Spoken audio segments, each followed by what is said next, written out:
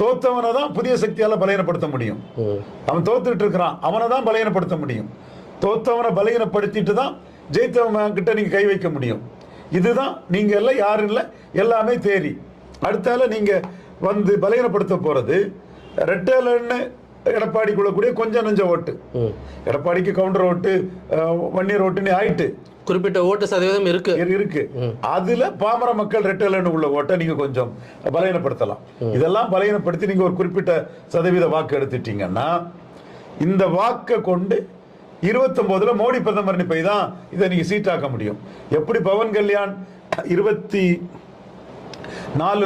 19 அவர் எடுத்த ஓட்டை 7% ஓட்டை மோடி பிரதமர்னு சொல்லி நாயுடு சிஎம்னு சொல்லி டெப்டி சீஃப் மினிஸ்டர் ஆயிருக்காரோ, அதே மாதிரி அந்த ரூட் தான் உங்களுக்கு இருக்கு. வேற வழியே இல்ல. திமுக காங்கிரஸ் அணி ஜெயிக்கும். அவங்க இது ஆணித்தரம்